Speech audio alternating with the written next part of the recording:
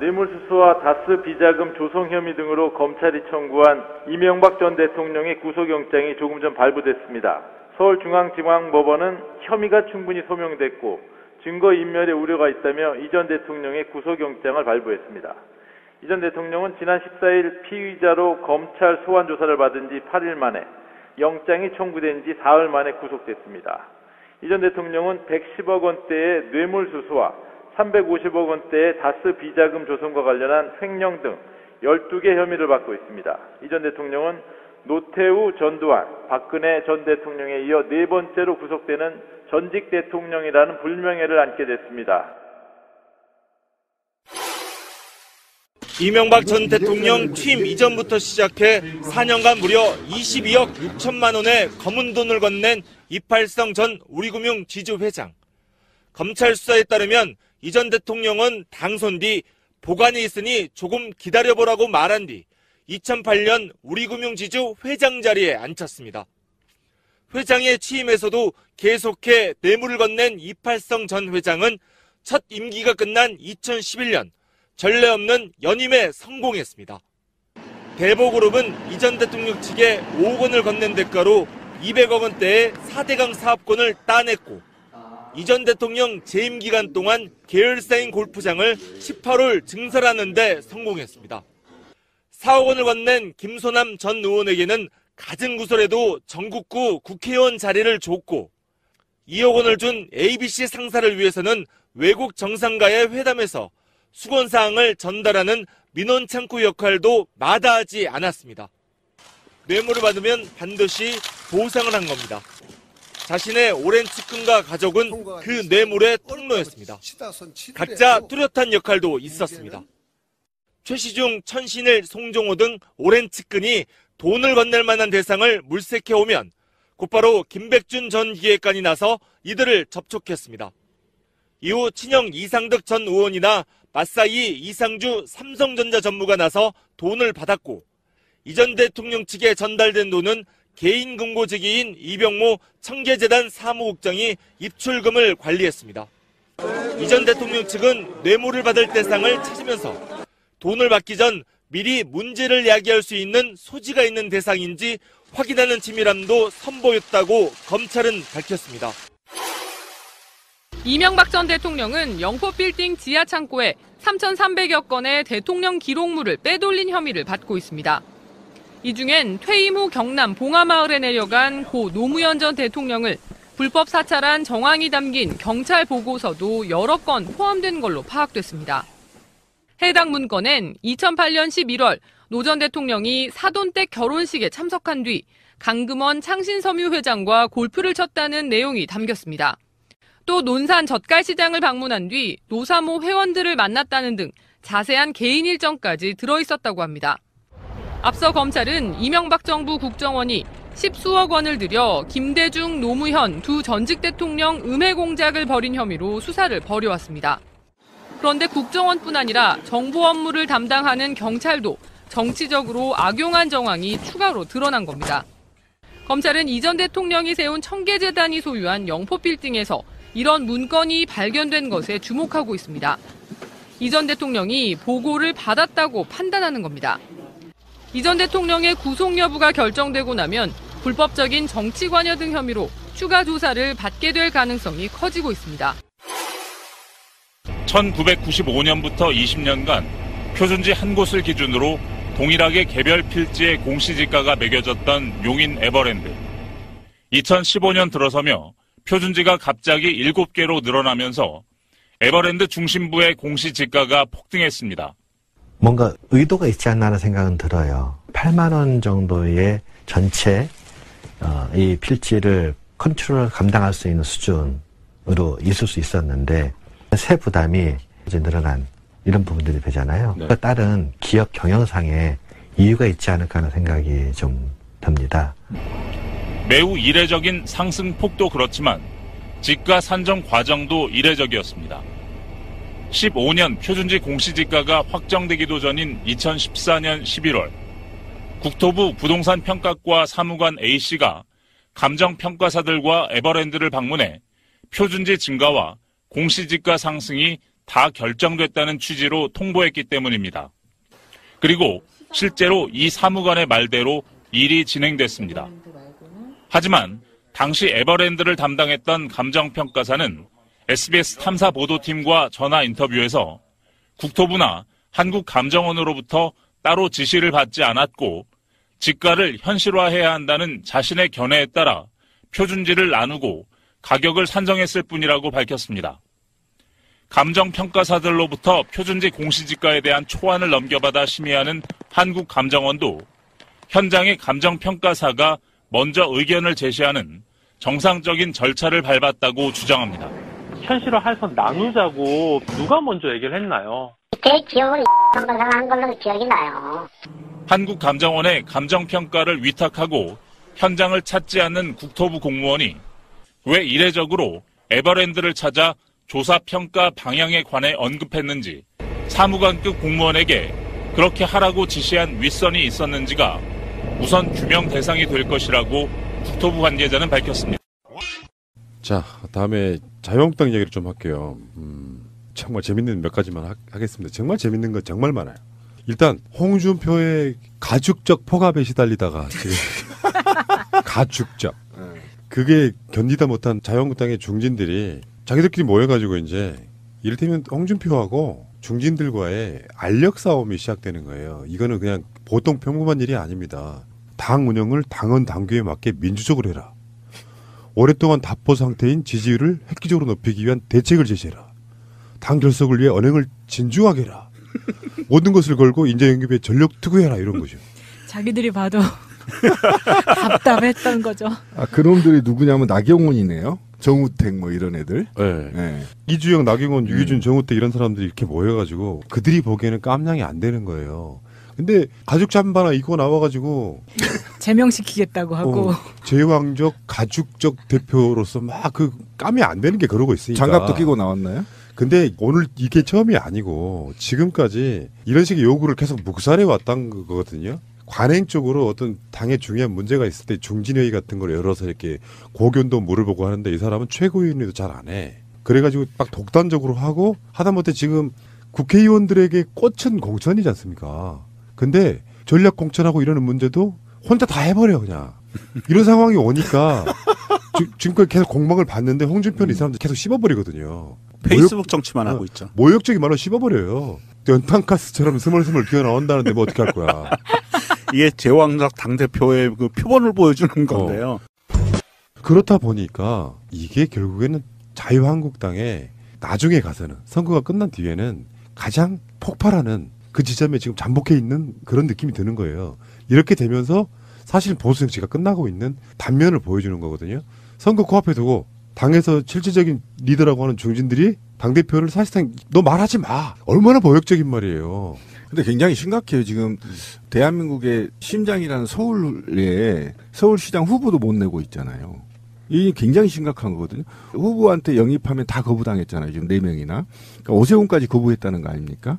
그러니까 이런 상황에서 지금 자유한국당이 설 수 있는 자리가 있겠는가? 이런 문제점에서 지금 구성원들이 굉장히 위기의식을 느끼고 있다는 것이고, 그러면 나경원이나 정우택 같은 사람들이 그럼 특별한 뭐 대책이 있는 거냐? 없어요. 그들은 홍준표만 더 하냐?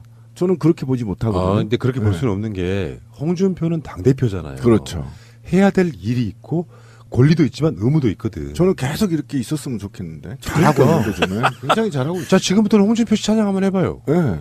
일단 가죽 잠바 딱 입고 나왔다는 그건 파격이잖아. 뭐, 이제 다음 주에는 장갑 끼고 가죽 장갑 끼고 딱 나올 거예요. 선글라스도. 정치인으로서 파격이에요. 그렇죠. 그다음에 선글라스 끼겠죠. 가죽 장갑에 은색 찡 박힌 거. 그럼요. 쫙 끼겠죠. 이제 그다음에 신발이 바뀝니다. 예, 끝나는 거예요. 왜 우리가 영이나 같은 데서 한번 다뤘던 것 중에 하나가 넘버 3 이런데 영화 보면은 그렇죠. 거물사가 깡패야. 최민식, 한석규 깡패를 다루는데 깡패보다 더 욕을 잘하고 싸움도 잘해요. 그 느낌인가요? 그렇죠. 그렇게 봐야죠. 홍준표 씨가 이렇게 영원히 당을 해주시면은 자유한국당은 본인들처럼 보수의 상징으로서 극우의 상징. 그러니까 자기들 말로는 보수의 상징으로서 영원히 그렇게 해드시라고. 저는 요즘 그런 생각이 들어요. 혹시 문재인 대통령 풀악지 아닌가? 그럴 수도 있어요. 네. 그럴 수도 있어요. 문재인 대통령을 너무 사모하다 보니까 문재인 대통령 도와주려고 네. 잘하고 있습니다. 홍준표는 우리가 저기도 좀 채워줘야 돼요. 정치 자금도 좀 채워주고 가죽 장갑도 사라고. 18원. 네.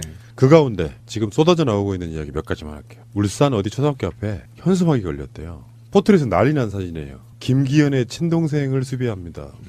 수십 개가 지금 걸려 있더라고요. 하얀색 바탕에 검정 글씨로. 김기현이 누구냐? 울산 시장으로 있는 사람인데 최근에 압수수색 받았잖아요. 네. 근데 이 김기현 시장의 동생이 아파트 건설과 관련해서 공사업체로부터 돈이나 식사 대접을 받았다고 지금 수사를 받고 있는 거거든요. 아파트 시행사한테 30억 원가량의 용역 계약서를 체결했는데 사실은 거기에 있지도 않은 것들이 지금 돈으로 들어가게 된 거죠. 그러니까 용역 계약서가 존재하지도 않는데 용역을 했다고 돈을 받은 건데 사실 알고 보았더니 돈만 받아 챙긴 이런 케이스인 거죠. 굉장히 악질적인 케이스입니다. 김기현 시장의 동생이라는 이 사람이 울산 지역에서는 아주 유명한 용역 브로커랍니다. 그래서 그동안 형이 시장직에 있는 사이에 얼마나 많은 비리가 생겨났었을지 이 부분에 대해서 경찰이 지금 들여다보고 있는 거고요. 경찰이 시청을 압수수색했다는 것은 이 시장의 동생이 이런 나쁜 짓을 한 게 아니고 형과 관계가 있다라는 첩보가 있고 증거가 있기 때문에 시청을 압수수색한 거거든요. 전형적인 지방 권력형 비리입니다. 네. 동생의 브로커를 이용해서 부를 취득하는 것. 예. 그렇죠. 이게 울산시정농단 사건이라고 이름을 붙여야 될 것 같아요. 근데 김기현 자체는 울산에서도 리틀 이명박이 별명이래요. 그 정도로 잘 해먹고 있었다. 근데 자유한국당에서는 이 김기현이 울산시에서 6월 지선의 유력 당선자로 보고 있기 때문에 압수수색하고 이런 것들에 대해서 굉장히 당황하는 모습이고 경찰에다 대놓고 이제 미친 개는 몽둥이가 약이다 이러면서 압박을 하고 있죠. 그래서 지금 항의 방문하는 것도 봤고요. 경찰에 김기현의 도망간 친동생을 찾습니다. 그리고 이 동생이 뭐 하는 놈인지는 몰라도 형 보고 뭐 하는 거죠. 그렇죠. 거기서 허가라든지 이런 것들이 다 관련돼 있는 일을 하는 거기 때문에 사실은 구조상으로 보면 김기현이 30억 원을 받은 거죠. 그렇죠. 시장이 직접 돈 줘 이렇게 못하니까 이렇게 한 쿠션 둘러쳐가지고 받은 건데 근데 김기현이 잠적해버리니 경찰이 수사를 못하는 거잖아요. 그러니까 자유한국당이 정말 아까 뭐 몽둥이 얘기 나왔는데 정말 자유한국당이 몽둥이를 맞아야 해요. 왜 그러냐면 최근에 권력형 비리를 전부 다 정치보복이라고 얘기하거든요. 이거는 정말이잖아요. 법치국가에서 살지 말자는 겁니다. 그러면 정치인들은 모두 다 부정부패를 저질러도 수사하면 안 된다는 논리인 거잖아요. 예. 어쨌건 부울경 중에서 울산은 이따이고요.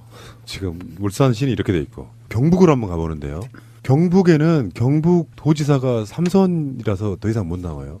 그래서 여론조사를 해보면 이철우 현 자유한국당 의원이 가장 지지율이 높게 나옵니다. 그래서 이 사람이 고무돼가지고 한 달여 정도 전에 국회의원직 내려놓겠다 했는데 최근에 그걸 또 반려했어요. 반려가 아니라 취소해요. 그러니까 아직까지 국회의원직 내려놓는 거는 보류했단 말이에요. 이유가 뭐냐면은 후보도 안 됐는데 국회의원 사퇴하면 자기네들도 지금 일당이 되고 싶잖아요. 근데 이철우의 비리도 나왔어요. 뭐냐. 대한씨름협회 명예회장을 지냈던 이철우가 씨름대회 타이틀 스폰서비를 5억 5천만 원을 유치한 뒤에 성과급 1억 1천만 원을 측근 개인 계좌로 입금해. 이것도 비슷한 거지. 여기는 이제 이철우의 도망간 측근 김모 부회장을 찾습니다가 돼야 돼. 후원금 모아가지고 이거를 자기 최측근한테 개인 계좌로 입금해. 이 최측근이 그냥 최측근이 아니라 친구래네요. 이철우의 친구래요. 그러면 이철우는 회장하고 친구는 부회장으로 앉혀놓고 야 대단하다 진짜. 그리고 1억 1천만 원을 넣었지만 그게 다 부회장을 준 거겠어요? 거기서 또 이제 나눠서 아니지. 들어오겠죠. 부회장한테 잠깐 네가 갖고 있어 그냥 맡겨둔 정도예요. 부회장만 주겠어요가 아니고 실제로 심지어 나눠 갖는 것도 아니라. 그러니까 실제로 5억 5천만 원을 받아 쓸 때는 쓰죠. 그 중에 삥땅을 한 거야. 근데 이거를 어떻게 처리하냐면은 자기 계좌로 직접 넣으면은 완벽하게 범죄가 되잖아요. 너무 그러니까 티나니까. 사실 김모 부회장 같은 경우는 따까리예요. 따까리죠. 이 따까리한테 야, 이 돈 네가 좀 갖고 있어. 그래서 뭐 그중에 왜 그 도박장에 가면 개평 있잖아. 개평처럼 1억 1천만 원 중에 1천만 원을 주는 구조예요. 아 저는 이 기사를 보고 너무 화가 나는 게 이거예요. 아니 이런 협회 씨름협회로 나왔지만 이 협회에서 대기업을 상대로 스폰서비를 유치하면 커미션을 20%를 받는다고요? 유치한 사람이? 이게 합법이라는 거예요? 이거 말도 안 되는 거 아닙니까? 어쨌든 여기 이제 김모 씨가 친구고 협회가 지금 굉장히 문제입니다. 또 낙하산 인사가 불거졌어요. 지금 낙하산 인사까지 직원을 채용해서 협의회 전체를 지금 장악해서 여기에 대해서 각종 이제 비용을 이제 갖다가 썼다라는 거 아닙니까? 이거는 이제 공금횡령이죠. 공식적으로 공금횡령이기 때문에 이것이 본인이 죄가 되지 않다 하더라도 일단 강원랜드처럼 불법 채용도 또 지금 불거지고 있거든요. 그래서 일파만파 지금 퍼지고 있어서 아무래도 제가 볼 때는 경북 이철우와 관련해서는 계속 씨름협회의 비리가 좀 터질 가능성이 굉장히 높아서 그래서 지금 사퇴를 못하고 선언을 못하고 있는 것이다. 이렇게 보시면 될 것 같아요. 울산 죽고 경북 죽고 그죠? 어쨌건 지금까지 말씀드린 건 의혹입니다. 뭐 그렇다는 게 아니라 의혹인데 이상하잖아. 배현진이 언론과 인터뷰를 했어요. 뉴스원인가 거기하고 인터뷰를 했는데 지금 일사천리로 진행되고 있죠. 배현진 영입 그리고 송파을 당협위원장 임명 이게 일사천리로 진행되고 있어요. 그러는 과정에 이제 배현진은 떠야 되니까 기획적으로라도 이제 언론과 인터뷰를 하는 건데 배현진의 이야기는 그런 거예요. MBC 내에서 MBC 노조가 특정 이념에 편향돼 있어가지고 언론사 내부부터 다양성을 인정할 수 있는 환경이 돼야 된다. 이렇게 이제 이런 식 인터뷰를 했는데 그러면 지난 몇 년 동안 MBC 내부에서 너 뭐 했니? 이런 얘기가 나오는 거고요. 뭐 재밌는 게 자유한국당 입당 제안을 누가 했냐고 물어봤더니 이게 직접 받은 것도 아니고 MBC에서 함께 일했던 선배로부터 입당 제의를 처음 받았대요. 뭐 그 사람은 누구지? 이런 생각이 들잖아요. MBC 안에 자유한국당의 사조직 멤버가 있다는 얘기네요. 아직도 남아있다는 아직도 거죠. 불확지가. 예, 예. 아니 있어요. 줄을 잇다는 거고요. 일단 이게 인터뷰 결과 뉴스원에 대해서 이제 말들이 많은데 사실은 당내에서 현진이를 띄우기 위해서 사실은 많은 언론과 접촉을 한 걸로 지금 밝혀지고 있어요. 연합과 뭐 주요 매체들 좀 인터뷰를 요구했는데 거절당했답니다. 거절당하고 고작 한 게 뉴스원에서 이제 어떻게 땡겨서 지금 한 건데 사실은 그 인터뷰 내용에서도 각 동료들의 등다리에 칼 꽂기는 기본이고 자기가 무슨 뭐 노조 생활도 안 해봤으면서 민주노조 욕하고 그다음에 또 허위 사실을 또 유포했죠. 사실과도 굉장히 다른 내용들로 유포가 됐습니다. 파업 시기를 앞당겨서 뭐 선거 놔두고 파업을 했다는 등 이런 굉장히 상식에 벗어나는 얘기들로 지금 분노를 자아내고 있죠. 구성원들의. 근데 여기 배현진이 한 말이 저는 정말 짜증나는 게 제가 앵커로 활동하는 7년 동안은 외압은 없었습니다. 굉장히 자유롭고 독립적인 환경에서 뉴스를 해왔습니다. 라고 말했는데 일단 재밌는 게 배현진은 여기에 외압을 당할 만한 이치에 있지 않아요. 간단히 말해서 같은 편인데 뭐. 그러니까 일단 MBC 전체 구성원 중에 주요 라인에 있는 사람들은 어떤 뉴스를 해도 이미 배현진이 불편함을 느낄 만한 뉴스를 안 해. 기자도 그렇고 위엔 데스크가 다 그런데 사장부터가. 비 오는 날 소세지 빵이나 하고 있는데. 아니 그러니까 배현진이 하고자 하는 방송을 MBC 경영진부터가 같이 하는 한 팀인데 외압을 선택할 리가 있냐고. 근데 이 당시에 배현진은 7년이 넘는 동안 본인이 외압을 느끼지 못하고 이렇게 자유롭고 좋은 환경에서 뉴스를 하는 동안 나머지 동료들이 느꼈을 외압이나 그런 환경에 대해서는 전혀 신경을 못 썼다. 그렇죠. 그 이야기죠. 그리고요 배현진 폄하 발언 하나 할게요. 뭐 이런 게 기사로 나왔으면 좋겠네. 뭐 어떤 거냐면은 그 보도국의 구조상 배현진은 그냥 대본만 읽어요. 나머지는 보도국장, 보도본부장 이런 사람들과 실질적으로 기자 출신의 앵커 한 명이 그거를 주도하고 나머지는 기자들이 앉아서 전체적인 편집 권한을 갖고 자기들끼리 하는 거지. 배현진이 여기에서 뭐 자기가 기자도 아닌 상황에서 앵커로만 앉아서 사실 아나운서죠. 아나운서. 대본만 갖고 그렇죠. 있는 겁니다. 그런 느낌 하는데 무슨 외압이 어디 있어. 어쨌든 그렇게 보지 않더라도 그렇다고 치면 배현진은 MB와 박근혜의 패륜 권력에 몸이 체화되어 있다라는 거예요. 딱 적합하다는 겁니다. 그래서 제가 볼 때는 그쪽의 극우 세력에 맞는 성격이어서 잘 갔다. 일단 잘 갔다. 그러니까 보니까 외압이 없지 않아 있었는데요. 그게 외압이라고 하면 이제 선배로부터 물 적게 써라 정도의. 그래서 싸워서 이겼다. 뭐 이 정도. 어쨌든 또 키워드도 웃겨요. 자기는 롤 모델을 나경원으로 삼았다는 말까지 또 겸했죠. 네. 나경원처럼 훌륭한 정치인이 되겠다. 제가 볼 땐 이렇게 할래요? 정미용 제2의 정미용에 불과합니다. 아니에요. 분명히 정미용 정도의 그 제2, 쓰임새로 제2의 류여야가들 확률이 높아요. 아마 선수잖아요. 앞으로 우리는 이제 그냥 배현진이란 표현보다는 그냥 배씨라고 부르시다. 배씨. 그리고 앞으로 이런 거 우리 방송에 올리지 마세요. 격 떨어져. 아니 할 게 너무 없어서. 앞으로는 배현진 아나운서나 앵커나 뭐 이런 거 아니야? 배씨야? 이건 송파 애청자들 우롱하는 배씨? 거예요. 아니 송파 애청자들 우롱하는 거예요, 진짜. 뭐 본인도 홍준표 퀴즈라는 표현이 나쁘지 않다고 생각을 한다. 굉장히 좋다고. 딸랑딸랑. 가죽 잠바 입고 나오겠죠. 결국에는 이제 유효에는 배현진의 미래다 이런 이야기 하고 있잖아요. 근데 그래도 유효에는 쉽게 표현하면 건조가 좀 있는 스타일이고요. 배현진은 당협위원장이 지금 돼서 사실상의 공천 상태란 말이에요. 그러면 그 사이에 준비해온 자유한국당 사람아, 거기가 이제 유영아잖아요. 유영아. 그리고 반대 당이긴 하지만 최근에 언론인으로서 바른정당에 입당했던 박종진. 어쩔 거야. 박종진은 정말 컨텐츠 업그로 유명한 사람이에요. 앵커 할 때 보면은 그 종편에서 앵커 할 때 보면은 정말 컨텐츠 없더라. 디테일이 하나도 없는 사람이야. 그러니까 방송 내내 그냥 신설이나 막 했었고 이러던 사람인데 배현진이 들어왔어. 누가 더 유명한지 어르신들이 종편에서 익숙한 박종진이 유명한지 배현진이 유명한지 할 때 어떻게 될지 궁금하고 약간 이건 정말 코미디에 가까운 거고요. 자, 이런 부분이 있어요. 김진태가 이제 홍준표한테 한 방 날렸어요. 김진태가 대표로서 품위를 지켜달라 요구하는 것도 지쳤다. 6.13 지방선거까지 홍 대표는 일체의 발언을 자제해 주길 바란다. 안 그러면 다 같이 죽는다. 이게 이제 페이스북에 올린 건데. 아, 나 진짜.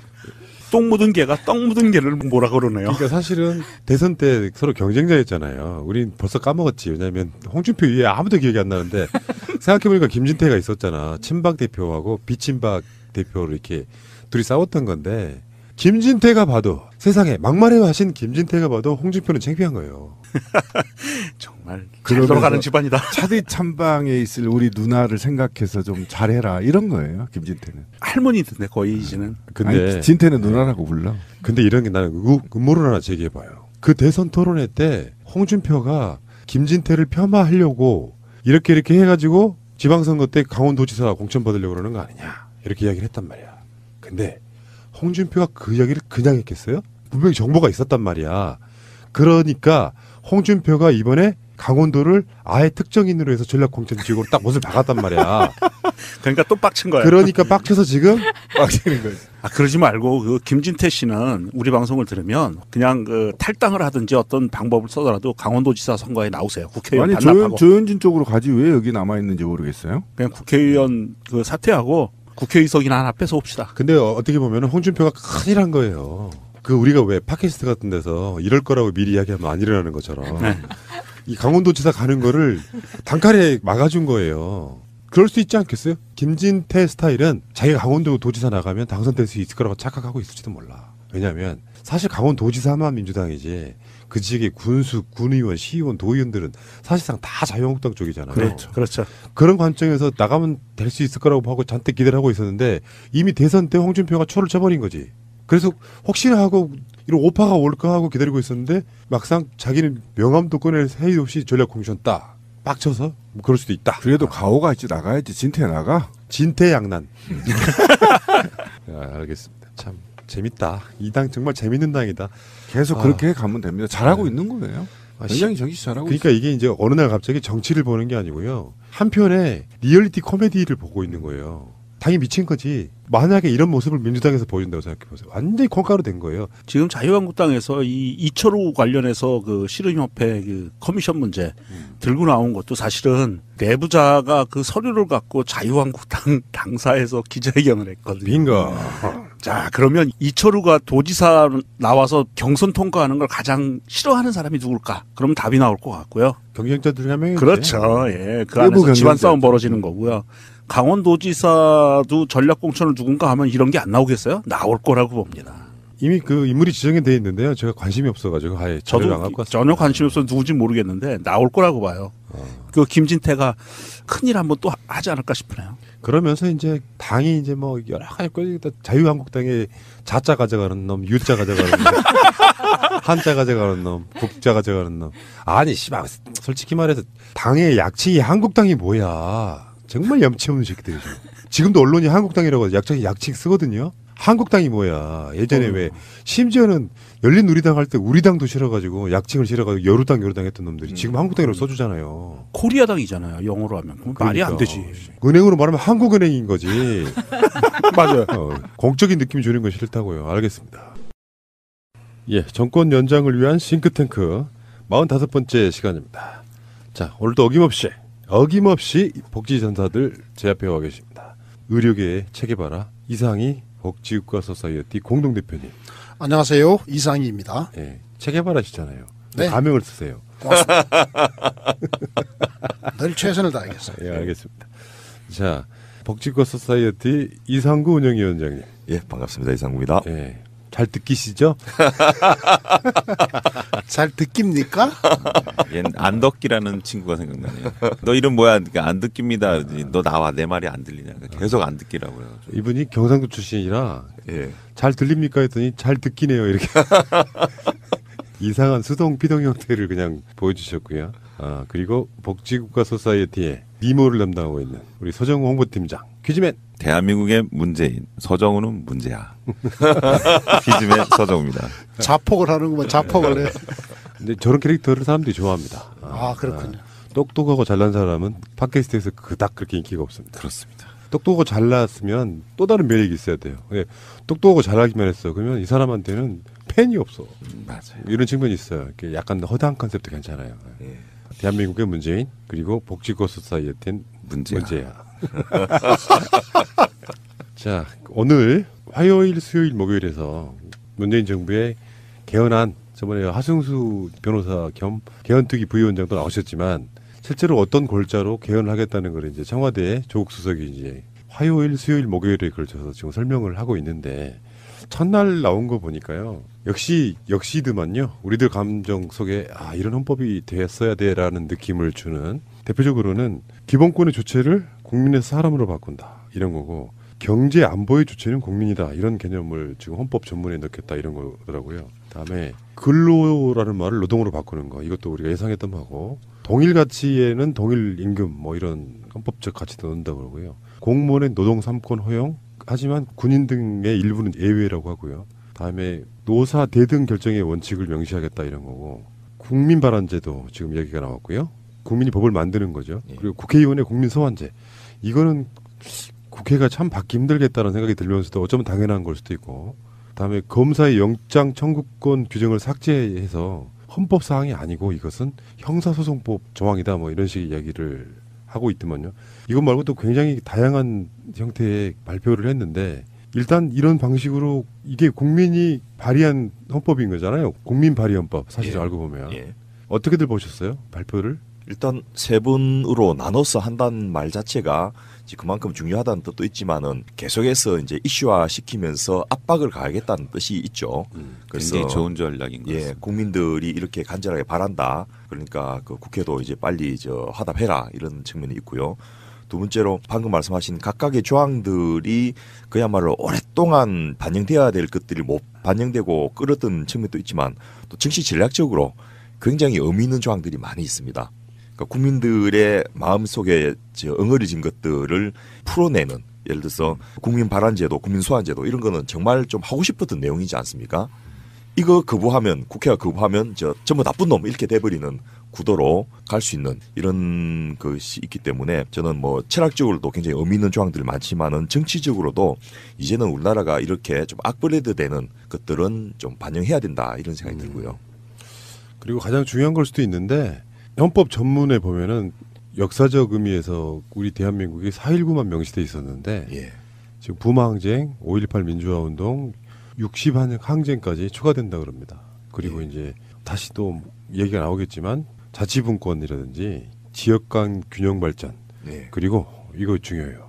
자연과의 공존 이런 것들이 다 이제 헌법에 명시됐으면 좋겠다는데 물론 이게 국회를 통과하지 않은 대통령이 발의한 헌법일 뿐이지만 사실 국회에서 자기들끼리 헌법을 만든다고 해도 이런 가치들이 상당수 포함될 수밖에 없는 그럼요. 이 정도는 만들어줘야 돼라고 하는 기준을 제시한 것이 더 큰 의미가 아닐까요? 예. 그래서 대한민국의 수준을 이제 높일 수 있는 그야말로 나라다운 나라가 될 수 있는 그런 근거들을 헌법에 담는 그런 작업이 될 것 같습니다. 그 조국 교수 그러니까 조국 민정수석께서 직접 브리핑을 하시잖아요. 저는 이건 아주 컨셉을 잘 잡은 것 같아요.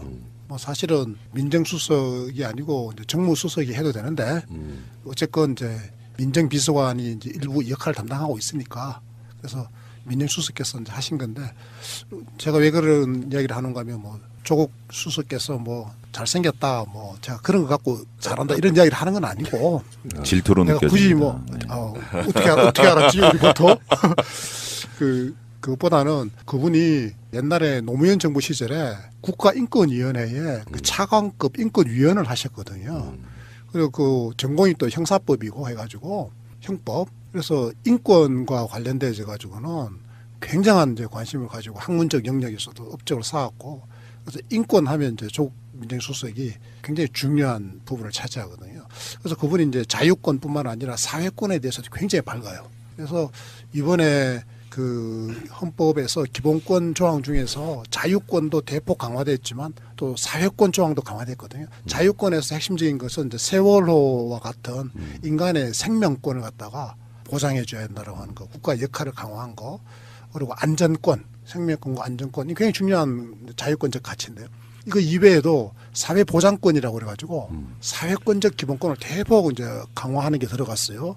그래서 인간의 행복한 삶을 추구할 수 있도록 국가가 뒷받침해야 된다는 그런 취지가 들어갔는데 그래서 자유권과 사회권이 이제 국제적 기준에 맞도록 우리가 선진국 수준으로 들어가는 거죠. 그래서 이걸 이제 조국 수석께서 직접 또 설명해 주시니까 훨씬 더 우리 국민들에게는 이미지상으로도 그렇고 또 귀에도 소속도 잘 들어오고 뭐 그래서 굉장히 저는 좋은 내용과 좋은 연출이었다 이렇게 봅니다. 그게 말하는 사람이 호감형일 경우엔 훨씬 더 아젠다가 잘 먹히는 효과가 있어요.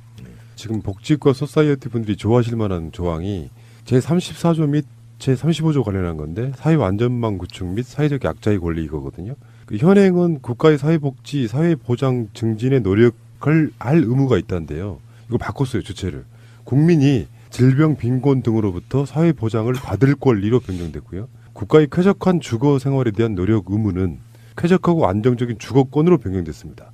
국가가 주체가 아니고 국민 주체 입장에서 내가 그걸 받을 권리가 있다 이렇게 바뀌는 건데 이거 생각보다 굉장히 좀 완전히 바뀐 거잖아요. 생각 자체가. 보건에 관한 국가의 보호 의무도 건강하게 살 권리로 변경됐고요. 노인, 청소년, 장애인 등 사회적 약자에 대한 국가의 복지 정책이나 보호 의무도 사회적 약자를 기본권 주체로서 권리를 적극적으로 규정하는 뭐 이런 형태로 30여 년 만에 개정돼야 하는 이 헌법이 상당히 21세기에 맞는 형태로 지금 바뀌고 있다. 이렇게. 각각의 조항들이 사실 해당되는 분야의 분들이 오랫동안 노력해 오신 부분이 많이 담겨 있거든요. 방금 언급하셨던 건강권 부분도 보건으로 운동하는 사람들한테는 그야말로 수건이었죠. 그리고 그것을 헌법에 규정함으로써 나머지 관련 법들이 이제는 전부 다 달라질 수 있는 근거들이 마련되어 있기 때문에 이후에 이제 우리 사회들이 한층 업그레이드하는 게 가능할 것 같고요. 화요일 발표된 것뿐만 아니고 수요일, 목요일 이렇게 계속해서 발표될 내용들에서 이제 담길 내용들이 이미 지난번 대통령 보고 때 한번 대략적으로 언급은 됐습니다만은 뭐 다음번에는 비례대표 확대라든지 또 권력구조 개편 부분이 반영되면서 국가 정치 시스템에 대한 부분이 아마 굉장히 중요한 토픽 중에 하나로 될 것이고 또 하나는 이제 경제 시스템도 앞으로 적극적인 국가 역할을 규정하는 쪽으로 해서 상당히 바뀌는 그런 내용이 되면 아마 단순하게 헌법의 문구 한두 개가 바뀐다라는 것이 의미가 아니고 대한민국이 만들어내는 기본 합의의 근거들이지 않습니까? 이걸 통해서 관련된 세부 법조항들이 달라질 수 있는 그런 큰 계기들이 되지 않겠나 싶습니다. 다음 주에는 하승수 부위원장 나오시면 어떨까요? 또 한 번 더 요청해 볼까요? 왜 그러냐면은 세부 강의를 한번 다음 주 26일 날 발의한다고 하는데 27일 날이 방송이지 않습니까? 딱 적절한 시점이 아닐까 싶어요. 우리 다음 주는 그건데 4.3 특집인데. 예, 그 오영훈 의원님께서 이 4.3을 앞두고 꼭 시간을 좀 만들어 달라 해서 제가 준비하고 있는데 뭐 필요하면 연달아서 두 개를 하든지 이렇게 해서 스케줄 한번 맞춰보도록 하겠습니다. 퀴즈맨 나왔습니다. 네. 봄이 제법 맞죠? 제대로 온 것 같습니다. 날도 따뜻하고요. 쑥캐러 가야 되는데. 쑥이요? 저 옛날에 연애할 때요. 여자친구가 갑자기 쑥을 캐러 가고 싶다고 딱 이맘때쯤 될 것 같아요. 왜요? 그냥 왜 그 자연과 동화하고 싶은 거 있잖아요. 도시만 살다 보면. 왠지 여자친구가 쑥을 캐러 간다는 건 좀. 그러니까 이제 차를 타고 같이 가자. 교외로 나가서 네. 이렇게 한적한 곳에 가서 유혹이었구나. 나는 그 쑥 캐는 거만 생각하고 쑥을 빙자한 그러니까 그런 야외 나들이 이제 깨달았네. 네. 저 근데 연애할 때 쑥 캐러 가자는 건 처음 들어보는데요. 그럴 수 영화를 있죠. 보러 가자. 어딜 그냥 가자라 그러지 쑥을 최근에 지금쯤 나오는 쑥이 약쑥이에요. 네. 어린 쑥 있잖아요. 요것이 다 한방에서 엄청 쓰이는 그 인진쑥 그런 거거든요. 그렇죠. 쑥국 안 먹어봤어요? 봄 되면 진짜 맛있네. 먹어보긴 했는데 맛은 저는 좀 없더라고요. 우리 고향에서는요 쑥을 된장으로만 끓이는 게 아니고 거기에 그 생선 내장 같은 걸 넣어서 끓이면 정말 맛있습니다. 그렇습니까? 하여튼 날이 매우 따뜻해졌죠. 근데 제가 오늘 꼭 하고 싶은 말이 남북 관계 요즘 보면 진짜 너무 뿌듯해가지고 그 동북아의 헤게모니를 이제 한국이 지는 것 같은 느낌이 있고요. 그걸 제가 왜 그렇게 생각하냐면 트럼프하고 아베가 지금 한국 대통령의 눈치를 보고 있지 않습니까? 그 기분이 되게 좋아가지고 뭐 정말 찾아오기 힘든 기회인데 아주 남북 관계가 이번 기회로 정말 좋아졌으면 하는 기대가 있고요. 자, 99회가요. 청년 일자리와 특단 대책을 바라보는 올바른 관점. 저 이 칼럼이죠. 그다음에 101회가 더블케어라는 게 있습니다. 부모님을 모시고 자녀를 양육하는 세대를 더블케어 세대라고 한답니다. 요거를 좀 다루었습니다. 그렇군요. 처참한 세대죠. 그거 영어로 만들어야 돼요. 근데 더블케어가? 그 일본의 어느 학자가 최초로 사용하기 시작하면서 고착화됐다고 합니다. 자, 지난주 44회 문제. 2015년 12월 29일 공포된 장애인 건강권 및 의료 접근성 보장에 관한 법률의 제16조 1항에서는 국가 및 지방자치단체는 장애 정도가 심하여 건강에 대한 특별한 보호가 필요한 장애인, 즉 중증 장애인에 대하여 이 제도를 시행할 수 있다고 명시하고 있다. 이 제도는 정답 1번 장애인 건강주치 제도였습니다. 이번 주의 문제는 제도는 무엇일까요? 이런 질문인데요. 기업 도산으로 일자리를 잃은 근로자를 보호하기 위해 국가가 사업주를 대신해 지급하는 임금을 말한다. 근로자가 회사 파산으로 임금을 받지 못한 채 퇴사한 경우 국가가 사업주를 대신해 임금 등을 이것으로 지급해 준다. 도산한 기업의 직원들이 가압류 등 민사 절차를 밟기 전에 정부가 미리 조성된 임금 채권 보장 기금으로 미지급 임금 3개월분과 미지급 퇴직금 3년분을 보장해주는 이 제도입니다. 보기 1번 채당금, 2번 위로금, 3번 18금, 4번 19금. 재밌네. 우리 애청자들은 다 알아요. 왜냐 광고로 나가거든. 예, 맞습니다. 제가 그 얘기 하려고 했는데 죄송해요. 새날 광고를 많이 들으신 분은 당연히 알 겁니다. 이렇게 하려고 했는데. 네. 자, 여러분 새날을 열심히 들으신 분들은 워낙 이 광고에 제가 굉장히 많이 나왔고 힌트를 덜어주지만 곽승훈 노무사가 계시죠. 정확하게 알고 있습니다. 알겠습니다. 그 이야기를 처음 들었을 때는요. 대부업체분들이 체납된 돈 받으러 다니는 그런 건 줄 알았어요. 근데 아니더만요. 법으로 정해져 있는 정당한 권리? 저도 처음 들었을 때 무슨 추심하는 그런 기관인 줄 알았는데 그게 아니라 그냥 법적으로 돼 있는 권리더라고요. 이거는 머리가 주름만 있으면 맞을 수 있는 문제입니다. 머리만 달려 있으면 맞출 수 있는 문제. 출발할게요.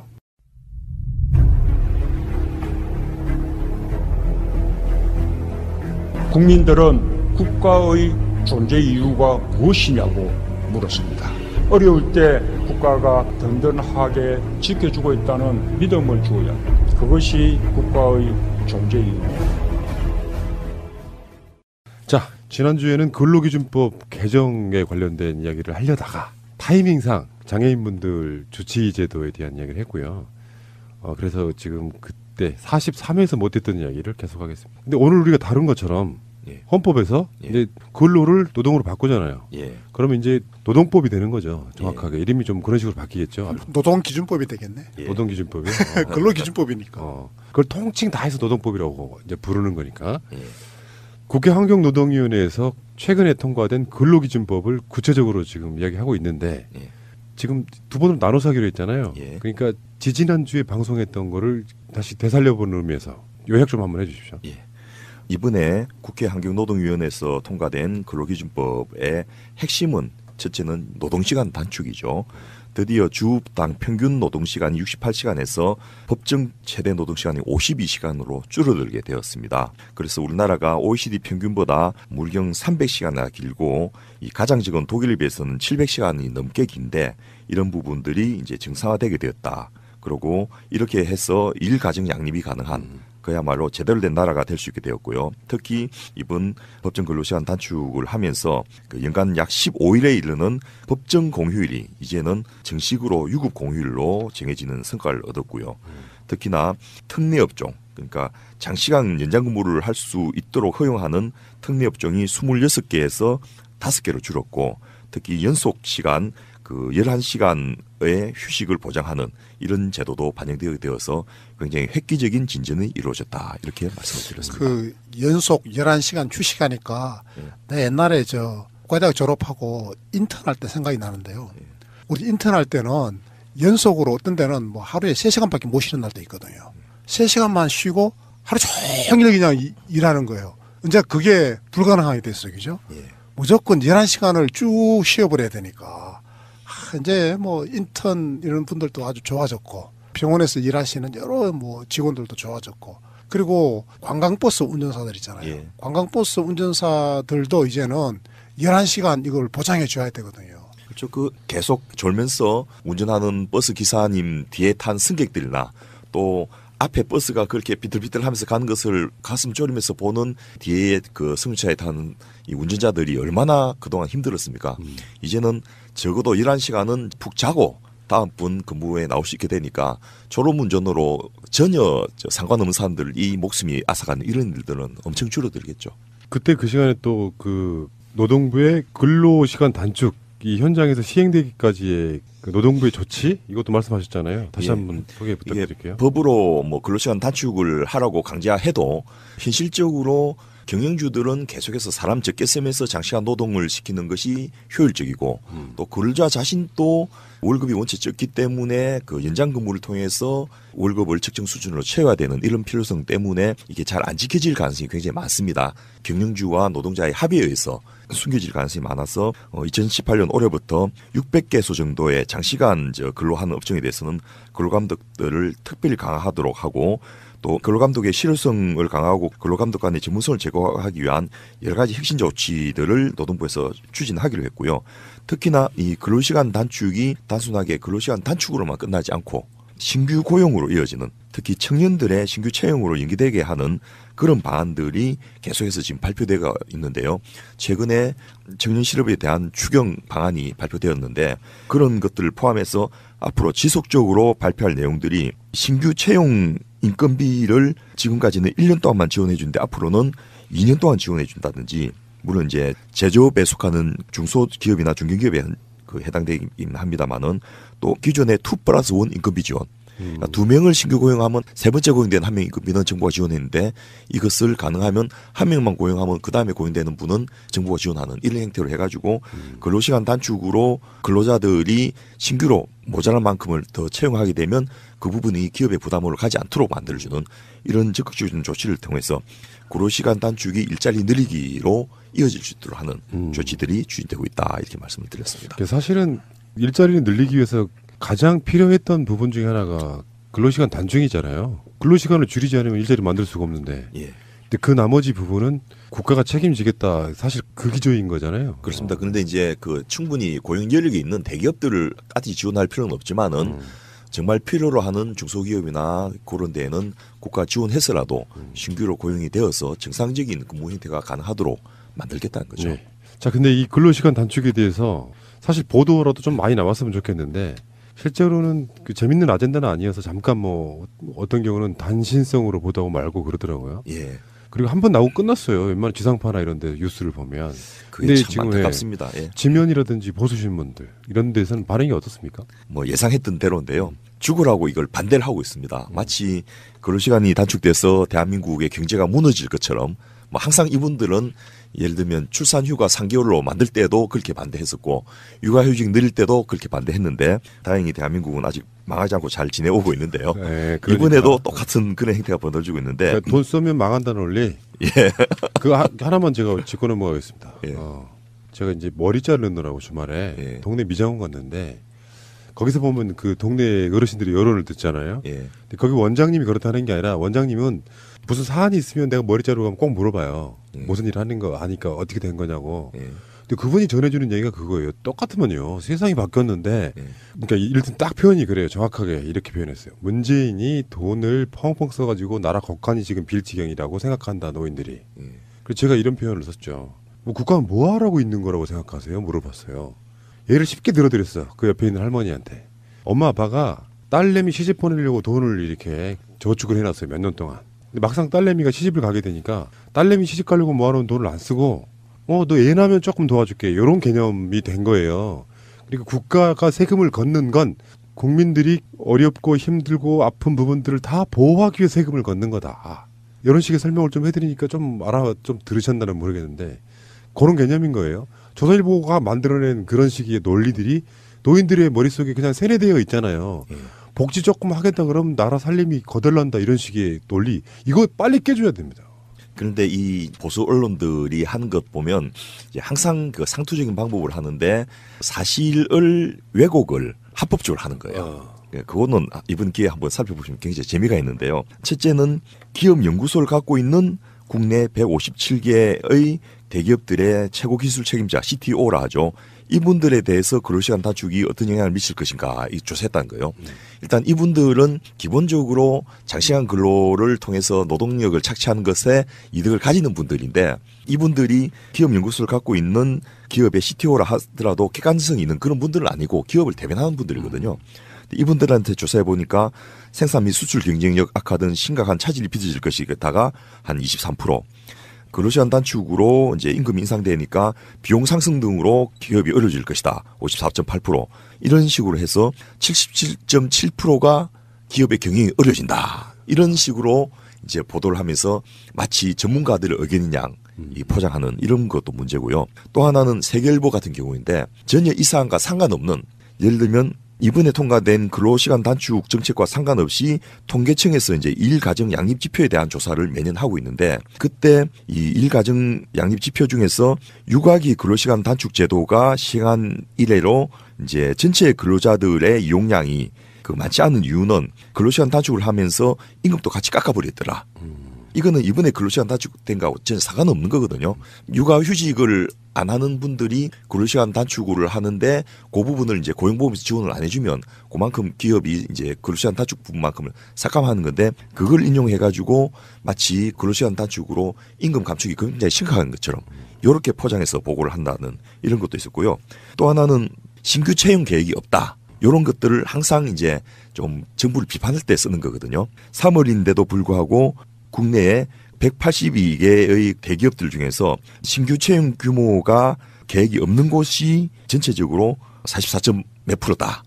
이런 식으로 하면서 이것이 마치 근로시간 단축이 효과가 없는 것처럼 이렇게 포장을 하고 있는데 그거는 전혀 사실과 다른 것이 지금 현재 근로시간 단축이 영향을 끼치는 이런 기업들의 신규 채용 계획이 아직 수립이 안 된 시기인 거예요. 왜냐하면 그렇죠. 통과된 지가 얼마 안 됐으니까 지금 조사하면 당연히 그게 반영이 안 될 수밖에 없는 거고 또 이 기업들의 그 신규 채용이 해마다 연초에 이루어지는 것이 아니고 요즘은 연중으로 나눠서 이루어지기 때문에 이런 조사가 큰 의미가 없는데 그것도 한국경제연구원이라는 마치 공신력 있는 연구기관의 연구조사처럼 발표한데 여기가 정경영 산하연구소거든요. 이런 자료들을 들대면서 근로시간 단축을 해도 신규 고용이 늘어나지 않는다라고 이제 강변을 하고 싶어서 용을 쓴다는 이런 느낌을 주고 있는데 이런데 국민들이 현혹돼서는 안 될 것 같습니다. 그러니까 재별 계획에 대해서 전원책 씨한테 물어보는. 예. 뭐 이런 거하고 똑같은 거죠. 그렇습니다. 예. 자 그렇다면은 근로시간 단축에 대해서 지금 법안이 통과되고 나서 국민들 여론은 좋은 편 아니에요? 그렇습니다. 압도적인데요. 잘된 일이라고 하는 퍼센테이지가 60%입니다. 그리고 그 이후로는 개인들의 시간이 더 많이 주어질 것이라는 기대가 한 35%를 가장 많고요. 삶의 질이 향상될 것이다. 이런 기대도 꽤 많았는데요. 반대로 부정적인 부분도 이제 28% 정도가 됐습니다. 물론 이 부분의 상당 부분은 특정 정당 지지자들하고 겹치는데요. 여기서는 이제 당사자인 근로자들 입장에서, 노동자 입장에서 근로시간 단축된 만큼 소득이 감소될 것이라는 우려가 36% 가장 많았고, 단축이 되어도 근로자들이나 경유주들이 단합을 해가지고 실제로 그만큼 실효성이 없을 것이다, 이런 우려들도 아직은 상당히 있는 편인데, 어쨌든 전체적으로 앞서 보고해드렸던 보수 신문들의 기조와는 전혀 다르게 국민들의 그 압도적인 다수는 근로시간 단축에 호의적이고 긍정적으로 보고 있고, 다만 부정적인 것도 이것이 제대로 시행될 수 있도록 해달라는 그런 의미에서 부정적이지 근로시간 단축을 반대하는 의미의 부정은 아니었다는 거죠. 그러니까 저는 이렇게 봅니다. 지금 문재인 정부는요, 문재인 대통령이 잘하고 있는 측면 플러스해서 국민들이 깨어난 촛불이라고 하는 역사적인 사건 속에 국민들 머릿속이 좀 많이 바뀌었다고 생각해요. 상당히 많은 분들이 정권을 좌지우지할 수 있을 만큼. 그러니까 어떤 이런 아젠다들이 하는 둥 마는 둥 하고 지나갈 것 같지는 않아요. 예전처럼 뭐 정권만 바뀌면 또 뭐 우리들 하던 방식대로 할 수 있지 뭐 이렇게는 생각을 빨리 바꿔 먹고, 자기들이 벌어들이는 실질적인 수입이 조금 주는 한이 있더라도 장기적으로 사원 또는 직원, 국민들과 함께 가는 그런 방향으로 머리를 짜야지, 잠깐 하는 신용만 하다가 또 정권 바뀌면은 원위치로 돌아갈까 하는 그런 기대 속으로 기업들이 접근하면 안 된다고 봐요. 그래서 장기적으로 봤을 때 착취하는 구조 속에서는 좋은 제품이 나올 수가 없거든요. 그럼요. 제가 회사 운영할 때 직원이 행복하지 않으면 좋은 직장이 될 수가 없다는 게 제 생각이었어요. 근데 그걸 뒷받침할 만한 돈이 없어서 망했죠. 사실은. 그런데 그런 마인드 갖고 있는 기업들이 많아지면 국민의 삶의 질은 올라갈 수밖에 없잖아요. 근데 지금 이런 식으로 막 국민들은 바라는 어떤 여론은 굉장히 높은데, 이걸 어떻게든지 돌려보려고 하는 보수 신문들이라는 게 사실 요즘 보지도 않습니다. 이게 아까 말한 여기서 언급되는 신문들 중에 일부는 우리 방송보다 안 봐요. 이런 사람들이 무슨 언론이라고 쳐 앉아가지고 계속 왜곡하고 있잖아요. 결국엔 뭡니까? 자기 회사의 기업들이 광고 주는 거. 이런 신문들은 제가 봤을 때는 한 사람도 보지 말아야 됩니다. 그리고 이런 기사들을 속에서 옥석을 가리는 거는 이제는 뭐 많이 훈련되지 않았나 싶습니다. 근데 문제는 앞서 언급하신 대로 굉장히 중요한 정책이고 굉장히 많은 생활에 영향을 끼치는 정책인데, 언론들이 너무나 깊이 있게 보도를 안 해주고 그 이후에 생길 문제들에 대해서도 간과하고 있는 거, 이런 부분은 좀 아쉬운 부분이 아닌가 싶습니다. 그러니까요. 부정적인 시각은 또 왜 나옵니까? 30%좀 나온 것 같은데. 예, 앞서 말씀드렸던 대로 근로시간 단축 자체가 좋긴 하지만은 이것이 당장 내 수입의 감소로 이어질. 왜냐하면 그만큼 뭐 초과 근무 수당이라든지 이런 것들이 줄어드니까 소득이나 수입이나 급여의 감소의 우려가 이제 36%로 가장 많았고요. 그리고 두 번째로 많은 것은 이것이 제대로 실효성이 없을 것이다라는 우려. 왜냐하면 실제로 근로자나 경영주나 어느 쪽도 근로시간 단축을 사실은 사회적으로 필요하다고 인정하지만은 자기들 기업이나 자기 생활에서는 원치 않는 부분이 꽤 있기 때문에 제대로 반영이 안 될 것이 아닌가라는 우려들이 꽤 있고요. 그 외에는 이제 자영업자나 개인사업자 같은 경우에는 인건비가 증가할 것에 대해서, 왜냐하면 그만큼 일을 못 시키니까 1명 내지 1.5명을 더 채용해야 되는 이런 문제들이 있어서, 그리고 또 채용하고 싶어도 중소기업이나 영세 자영업들은 인력들이 이제 없어서 경영이 어려워지는 이런 부분들에 대한 걱정들인데, 물론 이거는 근거 있는 걱정이고 당연히 이 맞춰서 이제 사회가 바꿔가고 또 정부도 대응을 해야 될 부분입니다. 지금까지는 이제 국민들 여론, 언론의 반응 이런 거 봤는데요. 근로시간 단축이 사회 경제적 효과가 있느냐, 이걸 한번 구체적으로 알아보도록 하겠습니다. 근로시간이 줄어들면 고용이 늘어난다는 주장은 사실일까요? 관련된 연구들이 꽤 많은데요. 특히 외국의 사례는 이 나라마다 또 상황이 다 다르기 때문에, 또 이미 근로시간 단축이 상당히 이루어진 나라에서 약간 더 근로시간 단축이 된다 해서 고용이 늘어나지 않는 경우도 있고 하기 때문에 일률적으로 제가 비교할 수는 없는데, 가장 좀 쉬운 예로 근로시간 단축과 관련해서 김영부 노동부 장관이 했던 말이 저는 제일 와닿는데요. 해마다 수조 원씩의 수익을 남기는 은행들이 지금 또 돈이 이익금이 많은데도 밤 1시, 12시까지 직원들 근무시키고 있지 않느냐. 저도 여기만이라도 제대로 근무를 시키게 되면 그만큼은 신규 고용이 될 것이다. 그리고 금융기관 같은 경우에 이익금이 조 단위로 나와도 그것을 외국인 주주들에게 배당금만으로 주고 있는데, 이런 부분이 이제는 이 기업들이 정상화되면서 신규 고용으로 이어질 수 있기 때문에 일단 적어도 뭐 중소기업이나 이런 영세 자영업을 빼더라도 적어도 여력이 있는 대기업들 또 관련 기관들 이런 데서는 분명히 고용이 늘어날 것이다. 왜냐하면 법을 안 지킬 수는 없을 거니까. 그리고 특히 노동조합이 있는 데서는 확실하게 이건 효과가 있을 겁니다.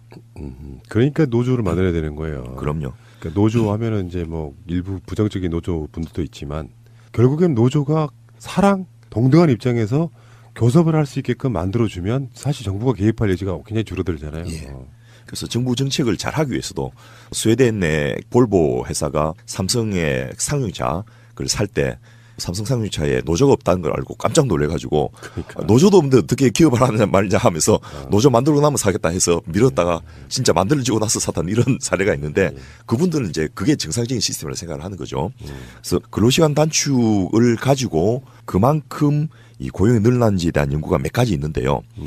현재 우리나라가 2069시간인데 여기서 OECD 평균까지 줄이면 306시간이 줄어들지 않습니까? 그러면 이것이 14.8%니까 전체 고용으로 환산하면 260만 명이 증가해야 되는데 그만큼이 이제 더 늘어나야 되는데 그만큼 정비를 해서 늘어나지는 않을 겁니다. 그렇겠죠. 예, 그래서 한국노동연구원, 국정연구기관의 한국노동연구원에서 2016년도에 조사를 해보니까 주당 근로시간을 상한 시간을 52시간을 할 경우에 고용효과는 최대 11만 명 내지 19만 명에 이를 것이고 OECD 평균 노동시간을 단축할 경우에는 한 170만 명에 이른다. 이런 정부 공식적인 추정 보고서가 나와 있고요.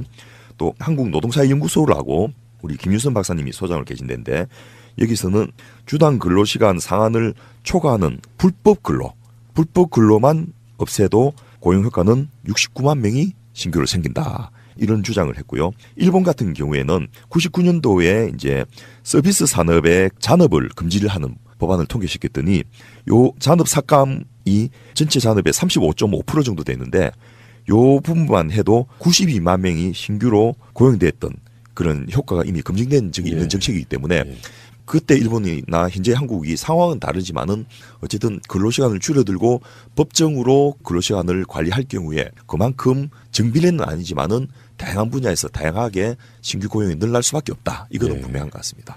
근데 이제 이게 자동화라든지 AI라든지 뭐 이런 것들이 좀 기술이 훨씬 발전한 측면이 있어가지고 이렇게까지 늘어나지는 않겠죠. 어느 정도는. 알겠습니다. 그러면은 외국의 경우에 근로시간 단축을 생산성 향상으로 연결시키기 위해서 도입된 정책 같은 것들이 있습니까? 예. 외국은 이미 뭐 근로시간 단축은 상당히 오래전에 이루어져 버렸기 때문에 근로시간 단축만으로 고용이 단순히 늘어나지는 않거든요. 그리고 또 하나가 근로시간이 단축된 만큼 생산성이 높아져야지 이제 기업으로서도 손해가 아니기 때문에 독일이나 네덜란드, 프랑스 이런 나라에서는 근로시간 단축이 생산성 향상을 연결되게 하기 위해서 거꾸로 이 정근로자 학습연제 이런 제도를 도입하고 있습니다. 학습연제요? 예. 그러니까 뭐 대학 교수들이 7년마다 한 번씩 안식년을 가지지 않습니까? 노동자들도 그렇게 쉬고 공부하는 시간이 필요하다 해서 10년마다 1년씩을 의무적으로 유급으로 쉬게 해주는 거예요. 법으로 정해주자는 거죠? 예. 그리고 그에 따르는 비용의 일부 인건비의 한 80% 정도를 고용보험으로 중소기업에 대해서 지원을 하고 있는데요. 지금 우리 이거 시행하는 일반 대기업이 있을까요? 유한킴벌리 같은 경우에 사조 상교대 제도 같은 걸 함의면서 이 제도도 같이 하고 있습니다. 좋네. 예. 그런데 이것을 특정 몇 개 기업에만 하는 것이 아니고 전 근로자 학습연제 모든 근로자에게 다 해당되기 때문에 그 학습연제에 해당되는 인원만큼이 신규로 고용이 필요하게 되는 거죠. 그리고 그 시기에 계시는 분들은 사실은 근로자가 쉬어도 하루 이틀이지 그냥 맹냥 노는 거는 불가능하거든요. 결국 자기 관심 있는 분야에 대한 공부를 하게 되고 연구를 하게 되고 그것이 결국 생산성 증대로 앞서 언급했던 이 유한 킴벌리 같은 경우에 킴벌리 크락 전 세계 체인 중에서 한국 유한 킴벌리가 제일 특허가 많습니다. 거꾸로 그 특허가 대부분 무슨 연구자들 만드는 특허가 아니고 거기에 해당되는 현장의 생산직 노동자들 만드는 특허들이거든요. 약간씩의 변형인데 예를 들면 티슈를 탁탁 뽑을 때 그 다음 티슈가 자동적으로 따라서 나온다든지 티슈의 각을 넓은 것이 아니고 작은 거로 해가지고 적게 쓰는 사람들도 편하게 쓸 수 있게 한다든지 이 상상 못할 굉장히 다양한 아이디어들이 나왔는데 그 특허를 거꾸로 외국에 있는 킴벌리 크라크 체인에 있는 회사에 팔아가지고 로얄티만 해도 상당히 가져가는 이런 일들을 벌어지는 걸 볼 때 근로시간 단축이 잡쉐어, 워크쉐어 뿐만 아니고 이 특허 증가라든지 생산성 증가로 적극적으로 노력을 한다면 충분히 이행 가능하다. 이렇게 우리가 좀 증명된 게 아닌가 싶고, 특히 우리나라가 이제는 더 이상 저임금으로 장시간 노동하는 것으로 먹고 사는 나라는 아니지 않습니까? 요소 투입형 경제에서 이제는 지식 기반형 경제라는 것으로 바뀌어야 되는데, 지식 기반이라는 게 뭐냐 하면 창의적인 아이디어, 새로운 특허 이런 거로 먹고 살아야 되는데 그러려면 쉬어야죠. 예. 박정희 때부터 전두환, 노태우, 김영삼, 김대중, 노무현, 이명박, 박근혜를 거쳐서 문재인 대통령까지 왔는데 현재 우리나라가 OECD 국가 중에 경제 규모가 7위라고 하더라고요. 그 정도 규모에 와 있음에도 불구하고 30, 40년 전에 노동자들이 좀 참아주면 국가의 경제부터 발전시키고 했던 그거를 지금까지도 관점을 유지하고 있는 건데, 사실 알고 보면 정권이든 기업이든 간에 노동자들에게 빚을 지고 있었던 거거든요. 이제 수준이 세계 7위 정도까지 올라온 상황에서 아직까지도 노동자들 참아라 이렇게 이야기한다는 게 사실 염치가 없는 짓이죠. 네. 염치가 없을 뿐 아니라 현실적으로 가능하지도 않은 게 파일을 키워서 나눠주겠다. 이거는 이제 더 이상 통하지가 않는 게, 먹고 살 게 없으니까 또 너무 힘드니까 새로운 산업적인 요구에 부응할 수 있는 질 높은 노동자가 양성이 안 되는 거예요. 그러다 보니까 파일을 더 이상 키울 수 없는 단계에 다다랐기 때문에 이제는 노동자들 좀 쉬게 하고 좀 배불린 다음에 이 노동자의 힘으로 파이가 커지도록 하는 이 시스템으로 바꿔줘야 된다는 거죠. 근데 이제 일자리 나누기도 나누기고 그렇지만 결국에는 가장 핵심은 노동자들이 반발하는 부분도 있어요. 그러니까 나는 쉬고 싶다가 아니라 난 돈 벌고 싶다 하시는 분들이 있단 말이에요. 이분들이 실질 임금 감소 때문일 텐데 정부도 이 대책을 지금 여러 가지로 내놓고 있는 거잖아요, 지금 현재. 그런데 이런 부분에 대해서 소위 말해서 이 정책의 가장 큰 약점이지 않습니까? 근데 이것에 대해서는 딱 또 보수 신문들이 아주 직접하게 잘 찝어내 가지고 공격을 이미 하고 있습니다. 예를 들면 근로시간 단축으로 저녁이 있는 삶이 보장될 것이다 이렇게 주장하는 것에 대해서, 저녁이 있는 삶이 아니고 저녁을 굶는 삶이 되거나 알바를 위해서 뛰는 저녁이 될 것이다. 이제 이런 식으로 소득 감소라는 불편한 현실이 무시해서 안 된다라는 식으로 문화일보 같은 경우에 논설도 쓰고 막 이렇게 하고 있는데요. 전체 근로자 1인당 월 평균 급여가 근로시간이 줄어든 만큼으로 하면 월 35만 원, 연간으로는 421만 원 정도 줄어든다. 이렇게 주장을 했고, 특히나 기본급이 아니고 연장근무의 상당 부분 이 소득의 근거들이 있는 중소제조업 같은 경우에는 연장근무로 수단이 한 30-40%의 소득을 차지하거든요. 이런 부분이 이제 줄어들지 않느냐라고 이야기하는데 그 말은 맞습니다, 일단. 그런데 이것을 이제 영세 중소기업이나 이런 데는 국가가 고용안정기금으로 지원을 했고 보완을 일부 또 하는 이런 정책들을 해야 되지만은 재벌 대기업들, 큰 기업들의 고액연봉을 받는 근로자들의 그 일부 수입이 감소한 것은 어쩔 수 없는데요. 그 부분을 이제는 단순하게 노동정책으로만 해결할 건 아니고 개별 근로자들의 소득 감소 부분의 상당 부분을 국가복지로 이전 소득이나 고정지출을 국가가 대신해주는 그런 적극적인 복지 정책으로 메꿔주는 그런 것이 저는 가능하지 않겠나 싶고, 근로시간 단축에 따르는 후속 조치도 노동부만의 조치가 아니고 보건복지부라든지 교육부라든지 이런 다른 분야에서의 후속 조치가 전 부서적으로 이루어져야지 실질적으로 소프트 랜딩이 가능할 것이다 이렇게 봅니다. 그러니까 사실은 실질 소득이 줄어드는 부분을 국가가 복지로 메워주면 노동자에게는 시간이 생기는 거고요. 전체 금액으로는 사실상 손해보는 게 없는 상태에서 내가 쉴 시간이 생긴 거고 여가 활동을 할 수도 있고 그렇죠. 결국은 취지는 이렇게 돼야 되는 거죠. 근데 굉장히 근본적으로 중요한 문제를 우리가 한 가지 검토를 해봐야 되는데요. 그게 바로 우리 경제나 산업이 지나치게 양극화되어 있다는 거잖아요. 그러니까 지금 재벌 대기업에 해당되는 경우는 노동시간 단축이 사실 별 문제가 안 돼요. 노동시간 단축하더라도 실질 임금의 감소가 아주 미미한 상태에서 이걸 수용해낼 수 있는 그런 능력이 있거든요. 근데 문제는 지금 중소기업이에요. 중소기업은 당장 이게 기업이 노동시간 단축으로 인한 충격을 받아 안을 능력이 많이 부족한 거예요. 능력이 부족하고, 그리고 또 하나는 이제 노동시간 단축한 만큼 고용을 더 늘려야 되는데 중소기업에 이 사람들이 잘 오려고 하질 않아요. 그러니까 중소기업 입장에서는 재정적 부담도 어렵고 신규 인력 고용도 어렵고, 그럼 이걸 이제 뭐 AI 아까 이야기했지만 좀 더 첨단화되는 방식으로 이 생산성 높이기 위한 어떤 기계화 같은 걸 추진해야 될 텐데 이것도 현실적으로 또 쉽지가 않아요, 중소기업은. 그러니까 사실 중소기업 입장에서 굉장히 이제 어려운 거죠. 그거는 우리가 있는 그대로 인정을 해야 돼요. 그래서 이 중소기업을 혁신형 중소기업으로 바꾸어 나가는 게 굉장히 이제 중요한 과제 아니겠어요? 그런데 이게 쉽지가 또 않은 게요. 기존의 대기업들이 불공정한 방식으로 중소기업 자체가 혁신할 기회를 많이 그동안 빼앗아 버렸거든요. 그래서 중소기업이 뭐 스스로가 일어나는 경우도 있어서 스스로 사업 주체가 되는 경우도 있고 또 중소기업의 한 절반 정도는 대기업의 2차, 3차 이렇게 하청이 들어가 있는데 특히 하청 들어간 경우는 그나마 또 상황이 나은 경우인데 이 경우에도 기존의 원청 대기업들이 너무 불공정하게 대해가지고 이게 뭐 혁신할 여력을 잘 안 만들어줬거든요. 그래서 제가 볼 때는 근본적으로 우리 양극화된 이 경제와 산업에 대해서 정부가 좀 강하게 좀 개입을 해야 된다. 이게 이제 경제 민주화 아니겠어요? 이 경제 민주화를 해야 되는데 그런데 이 시장에서 일어나는 여러 가지 뭐 경제 민주화의 개입이라고 하는 것만 가지고도 우리가 기대하는 효과를 다 거두기는 쉽지 않으니까 이제 아까 우리 이상국 운영위원장이 말씀하신 것처럼 이제 복지 측면에서 개입이 필요한 거죠. 그래서 저는 이제 보편적 복지라고 하는 것이 보다 좀 넓어지게 되면 최소한 뭐 보육이나 교육이나 의료나 요양이나 이런 우리가 누구라도 반드시 필요로 하는 그 삶의 과정에서 꼭 필요로 하는 이런 서비스들에 대한 비용 지불을 노동자들이 안 하게 된다면 이거는 뭐 대기업 노동자나 중소기업 노동자나 누구에게나 다 해당되는 일이라고 한다면 그럼 결과적으로는 중소기업에게는 큰 도움이 되는 거거든요. 그래서 중소기업이 혁신할 수 있도록 경제 민주화 조치 그리고 보편적 복지의 확대라고 하는 이제 이런 이제 제도적인 개입을 얼마만큼 정부가 잘해주느냐 하는 것이 결과적으로는 노동시간 단축이 소프트 랜딩 하는데도 크게 영향을 미칠 거다 이렇게 보는 거죠. 그래서 근로시간 단축에 따른 후속 조치는 앞서 말씀드렸던 대로 노동부 혼자만 하는 것이 아니고 한편에서는 적극적 복지와 보편적 복지를 담당하는 보건복지부, 또 여성부, 교육부 이런 사회부처에서 보편적 복지를 통해서 이전 소득이라든지 이 복지를 통한 지원을 통해서 감소 부분을 메꿔줘야 되는 거죠.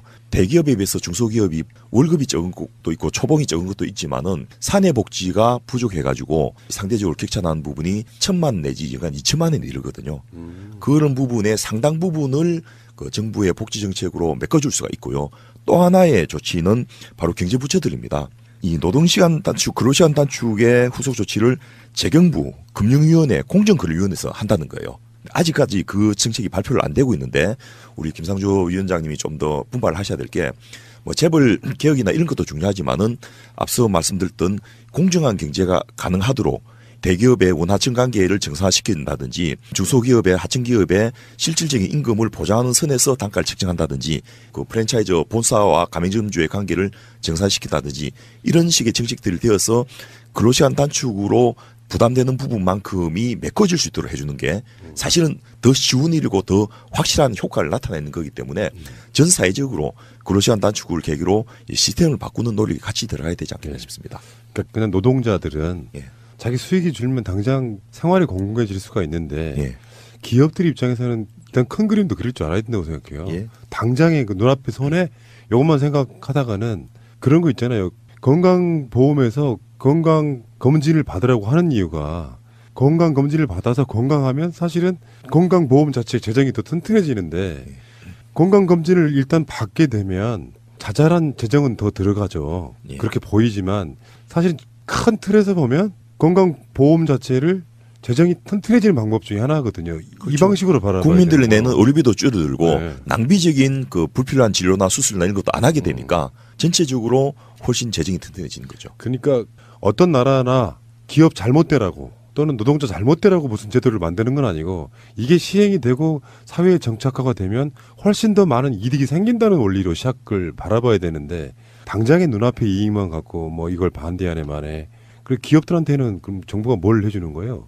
앞서 말씀드렸던 이 공정한 경제에 해당되는 다양한 경제민주화 정책들도 들어가야 되는데 현실적으로 지금 기업들이 앞으로 뭐 몇 년 유예기가 남아있긴 하지만은 예를 들면 아이스크림이나 에어컨 같은 산업은 계절별 산업이라서 성수기가 시작되기 전에 쫙 고용했다가 이제 그 시즌 끝나고 나면 해고해버리는 이런 것이 일상화되어 있는데 이럴 경우에 어떻게 할 것인지 또 그 납기일이나 납기 단가를 맞추기 위해서 주문량이 폭주할 때는 24시간 라인을 돌리다가 주문이 떨어지면 또 그것을 해고하고는 좀 쉬어야지 유지가 되는 이런 업종들도 꽤 있거든요. 이제 이런 부분에 대해서는 아주 개별적으로 그 산자부나 중소기업부 같은 데서 대응을 좀 해줘야 되는데요. 예를 들면 단기간 근로가 이제 필요한 그런 IT 직종이나 이런 데서는 평상시에 그 인력들을 정부가 일정 부분 고용하면서 그 기본적인 임금을 주다가 필요로 하는 기업에 파견해주는 이런 정책을 해도 굉장히 효과가 있을 거고요. 또 시기별 일자리 그런 부분들을 풀로 만들어가지고 필요한 부분에 배치해주는 이런 정책들도 많이 이미 연구가 되어 있습니다. 예, 그런 정책도 했으면 좋겠고 또 하나는 지금 있는 300만 개 중소기업들이 과연 올바른 기업이냐라는 것도 우리가 한번 의문을 제기해봐야 되는데 무조건 모든 중소기업을 다 살리는 게 능사는 아니거든요. 생산력이나 그 생산 환경에 따르면 또 기술이 혁신되면 망할 기업은 망해줘야 되는데 지금 중소기업청의 지원이 거꾸로 망할 기업들을 연명하게 하는 이런 부분도 상당히 있다는 거죠. 그래서 최저임금 인상이나 근로시간 단축을 그 감당해내지 못하는 저임금 근로로 연명되는 기업들은 이제는 시장에서 퇴출되도록 하는 것도 사실은 정부가 해야 될 일들입니다. 대신에 이제 국가복지를 확대해가지고 거기 고용되어 있는 근로자들이 기업이 망하더라도 아까 최단금 질문도 나왔습니다만 최단금뿐만 아니고 기본적인 생활과 소득이 보장되도록 하는 그런 정책들을 동시에 진행해야지 산업구조 변화가 원활하게 이루어지면서 우리나라의 전체적인 산업이 고도화되는 그런 계기로 바뀌어질 수 있는 계기가 되기 때문에 이런 산업정책과 연관해서 이 부분을 적극적으로 대응하는 게 필요하다고 할 수 있겠습니다. 최근에 어떤 그 기사 보도를 본 적이 있는데 어떤 느낌이냐면은 정확하게 매체 이름은 생각이 안 나는데 진보 좌파 가는 건 다 싫어 이런 개념으로 근로시간에 대해서 이렇게 표현하더라고요. 근로시간이 줄어들고 추가 고용으로 인건비가 늘어나면 기업의 수익률이 낮아지고 상대적으로 주주들에게 배당되는 이익도 적어지기 때문에 단기적으로는 주가가 떨어지고 장기적으로는 외국 자본들이 떠날 것이다. 이런 주장을 제가 봤어요. 근거가 있습니까? 이것도 대표적인 왜곡인데요. 그러니까 일반 국민들은 그냥 들으면 뭐 그럴듯하지 않습니까? 그렇죠. 정말 이거 저 심각한데 어떻게 하지? 뭐 이런 걱정이 되는데 이것도 전혀 사실이 아닌 게 이미 여러 차례 증명이 됐습니다. 예를 들어서 이재용이 구속돼 있어도 삼성 그 주가가 떨리지 않는 것과 똑같은 거죠. 일단 외국 자본들이 투자하고 있는 국내의 기업들의 주식들은 대부분 소위 말하는 블루칩들입니다. 삼성전자나 포스코를 비롯해 가지고 꽤 괜찮은 기업들이고 이 기업들은 근로시간 단축에 별로 영향을 받지 않는 기업들입니다. 그렇게 하더라도 이익률이 별로 달라지지 않고요. 또 특정 한두 개 기업만 이걸 하면 문제가 되지만은 모든 전 산업에 걸쳐서 동시에 진행되기 때문에 같이 임금 부분에 대한 비용이 지출이 늘어나는 거라서 특정 기업들이 그 어렵다든지 특정 업종만 어렵다든지 이런 일들은 채채 일어나지 않는다. 거꾸로 코리안 디스카운트 우리가 많이 경험하는데 이렇게 저임금 장시간 노동으로 언제까지 유지될까 이런 걱정들을 불식시켜 줌으로써 오히려 한국 기업에 대한 신뢰도가 높아지고 가치가 더 상승되는 이런 것들이 이미 우리가 저 코리안 패싱 이야기하다가 이 문재인 대통령에 의해서 거꾸로 지금 역전되는 이런 걸 봤듯이 이 부분도 아 이제는 한국이 정말 제대로 된 나라가 되는구나. 왜냐하면 다른 나라들은 국민소득 10,000불, 20,000불일 때 근로시간 단축 정책을 다 했거든요. 그런 의미에서 저는 오히려 이것이 외국 투자자들한테도 긍정적인 신호로 받아들일 수 있고 국내에서 자본들의 입장에서도 근로시간 단축이 되면 단기적으로는 힘들겠지만은 중장기적으로 근로자들의 소비력이 늘어나거든요. 시간이 늘어나고. 그렇죠. 그걸 되면 내수가 살아나니까 너무나 부족한 내수 부분이 보강이 되면서 전체적으로 경제가 활성화되는 효과까지 기대한다면 당장은 아니겠지만 이 시기를 거치면 오히려 경제가 활성화되는 그런 전망이 나올 거라서 바보가 아니면 어떤 아날리스트도 이런 전망을 당연히 할 수밖에 없고 그걸 되면 거꾸로 주가도 올라가고 경기도 활성화되는 이런 형태로 긍정적으로 나타나지 않겠나. 외국의 경우에도 근로시간 단축이 경기 위축으로 된 경우는 거의 없다. 그렇죠. 이런 말씀드리겠습니다. 그러니까 재고 따져보지도 않고 진보 좌파 쪽에 하는 건 다 싫어해요. 그냥. 그리고 만약에 똑같은 정책을 우파로 불리우는 분들이 하면 찬성할 사람들이에요. 이거는 이 아젠다 자체의 특성상 그럴 수밖에 없을 것 같고. 근데 근로시간이 줄면 결국에는 여러 가지 목적이 있겠지만 그중에 대표적인 효과로는 산재가 줄어들 거다. 그렇습니다. 확실합니까? 예. 이것은 뭐 두말할 잔소리 없이 심지어 보수 언론조차도 이거는 부정하지 않습니다. 왜냐하면 너무나 과도한 근로 때문에 정상적인 생활이 불가능하고 그것이 당장 산업 현장에서 사고도 있지만은 전체적으로 내심혈관계, 고혈압, 당뇨병, 그 뇌졸중, 심근경색 이 모든 질환의 원인들이 되고 있기 때문에 이런 것은 이미 뭐 연구도 많이 되어 있고요. 인구도 줄어드는데 있는 노동력이라도 잘 보존해서 오랫동안 써먹어야 된다. 예. 이런 측면에서 2차적으로 국가의 의료비 증가를 걱정하는 측면이 아니다 하더라도 노동 현장에 있는 근로자가 일 때문에 죽는 일을 없도록 하자. 이런 취지에서라도 이것은 꼭 필요한 정책이죠. 사실 세간나라든다를 사실상 제가 혼자 운영하잖아요. 예. 방송의 기획, 구성, 진행, 편집, 섭외, 광고 이런 걸 다. 그러니까 하루에 방송 나가는 건 2시간에서 3시간 분량 정도 되는데 실제로 일하는 거는 최소한 15시간 정도 되는 것 같아요. 대략은. 밖에 나가서 잠깐 쉬는 경우도 거의 없는 상태인데 그러다 보니까 몇 주 전에 일종의 대량 참사가 발생하는 게 몽롱한 상태에서 다른 방송을 덮어쓰기 하는 방식이 돼갖고 그 방송이 사실상 못 나가게 되는 일종의 이게 다른 면에서 보면 산재 같은 거예요. 그러면서 실시간이 진짜 필요하구나. 그러니까 기계적으로 막 몽롱한 상태로 가는 건 바람직하지 않고 충분히 쉬어서 내가 일자리로 달려가는 게 즐거워야 되는 상황인데 매번 똑같이 지옥으로 가는 것 같은 상태에 그러나 돈은 벌어야 되고 이 상태에 계속 놓여 있는 거 좀 그런 걸 이제 없애자는 게 기본 취지인 것 같고 특히 우리가 이제 국가가 중심돼서 혁신적 경제 창조 경제 뭐 지난 정부에서 그런 이야기 많이 했는데 그것이 실현되지 않았던 큰 이유 중에 하나가 창조 경제가 구현되는 다른 나라나 다른 기업은 어떻게 하는가 이런 것을 분석해 보면 원인이나 이유가 다 있거든요. 예를 들면 우리는 3M이라는 기업을 그냥 그 스카치 테이프 팔고 또 포스트잇 파는 이런 기업을 알고 있지 않습니까? 그런데 3M에서 만드는 방막 액정 필름이라는 게 있는데 그게 PDP, LCD 텔레비에 코팅을 하냐 안 하냐에 따라서 선명도나 전력 소모량이 엄청나게 차이가 나거든요. 근데 그 LG 필립스 또 삼성 그 LCD 이런 데서의 TV 모니터나 컴퓨터 모니터 같은 거 생산하는 양이 3M에서 방막 액정 필름을 얼마나 공급하냐에 따라 달려 있다는 거죠. 그래서 제가 이 한국 3M 사장을 만나러 가봤어요. 그 영어로 이야기를 하다 보니까 좀 의사소통이 원활한 점도 있는데 그 3M이 어떻게 해서 그렇게 잘 나가느냐. 방막 액정 필름 하나로 한국에서만 1조 원의 매출을 매년 올리는 거예요. 아무런 거 없이 한국에서 그 하나만 팔아서 1조 원을 하고 한국의 그 삼성전자나 LG가 잘 나가는 것에 올라타는 이런 원천 기술들을 이제 3M에 갖고 있는데 그 물어봤더니 이 3M 사장이 하는 말이 3M은 포스트잇이나 이런 스카치 테이프를 만드는 기업이 아닙니다. 3M은 연간 3만 개의 특허를 만드는 기업입니다. 이런 이야기를 하더라고요. 제가 깜짝 놀랐어요. 아니 그것이 어떻게 가능합니까 했더니 3M의 내부 사규 중에는 하루 2시간은 무조건 딴 부서의 직원들하고 채팅을 해라. 이런 규정이 있대요. 그냥 자기 부서 직원들끼리 회의하는 이것은 다양한 거니까 특별히 문제가 안 되는데 다른 부서 직원들 전혀 다른 업무에 종사한 직원들하고 잡담 시간을 가지지 않으면 감봉을 시키는 거예요.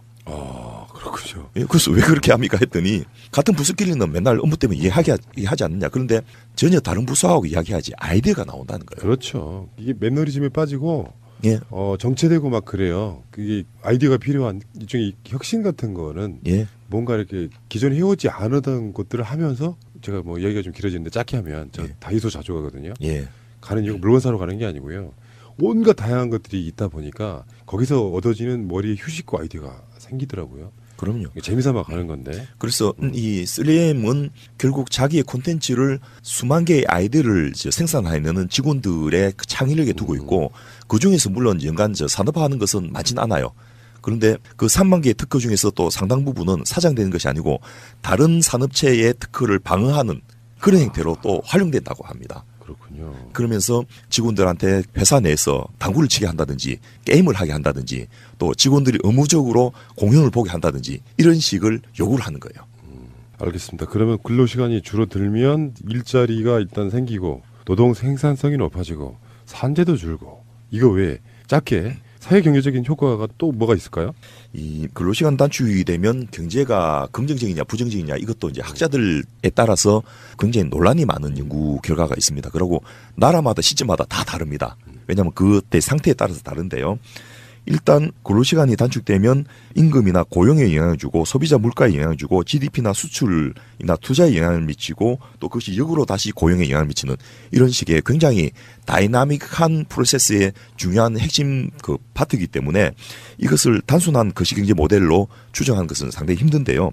실제로 이제 여러 가지 거시 모델 중에서 주 40시간 근로를 하면 우리나라의 성장률이 그 한 1% 정도 감소된다 이런 연구도 있는 반면에 거꾸로 앞서 말씀드렸던 한국노동연구원의 연구에 따르면 근로시간 단축으로 자본의 증가해서 잠재 성장률이 2.7% 상승한다는 연구 결과도 있습니다. 그런데 이것이 단순하게 무조건 경제가 성장하는데 도움이 된다 또 반대된다 이렇게 주장하기보다는 이것을 어떻게 활용하느냐에 따라서 달라지는데 선진 외국에서 보면 근로시간 단축을 내수 활성화 정책이나 경제 성장 정책이나 또 근로자들의 그 내수 신작 정책을 위해서 많이 쓰는 정책이라는 거죠.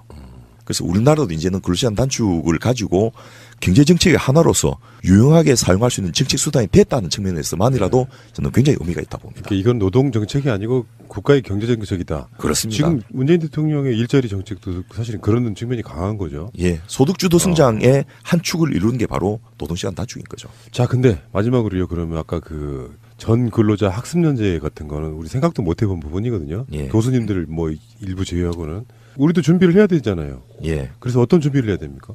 일단 우리나라는 현재와 같은 노동 시스템과 경제 시스템은 유지가 불가능하지 않습니까?